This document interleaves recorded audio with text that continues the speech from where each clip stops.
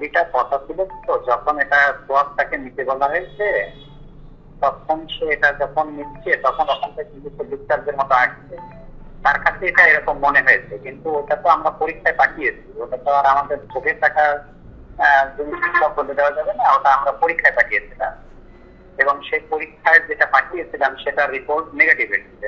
ওই ধরনের আমরা যা চিন্তা করছি সেটা না, ওইটা আমরা মাইক্রোবায়োলজি ল্যাবে পাঠিয়েছি আর কি। তারা মাইক্রোস্কোপি করেন, মানে স্লাইড তৈরি করে ওটা মাইক্রোস্কোপি করেন যে আমাদের যদি বীর্য হয় তাহলে তো ওখানে স্পার্ম থাকবে, তাই না? স্পার্ম আছে কি নাই ওরা দেখেন, দেখে আমাদেরকে জানান যে না এটাতে স্পার্ম নাই বা আছে, ঠিক আছে?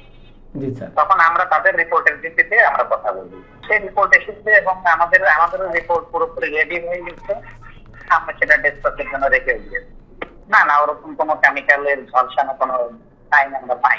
এটা আমাদের পোস্টমর্টেম রিপোর্ট, সেটুকু বলতে পারেন। আর এমনি সিআইডির বা অন্যান্য ইনভেস্টিগেটিভ টিমের তাদের আলাদা আলাদা রিপোর্ট থাকে, যারা হয়তো ফিঙ্গারপ্রিন্ট স্পেশালিস্ট তাদেরকে ফিঙ্গারপ্রিন্ট নমুনা নিয়ে গেছে, বা আদার যারা যেসব মানে আমাদের আইন শৃঙ্খলা বাহিনীর যাদের ইনভেস্টিগেশন করার প্রয়োজন আছে তারা হয়তো সেভাবে করে। আমরা শুধুমাত্র বডি দেখে আমাদের ওপিনিয়নটা জানাই, ঠিক আছে?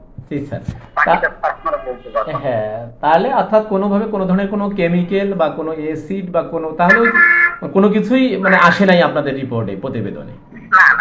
না।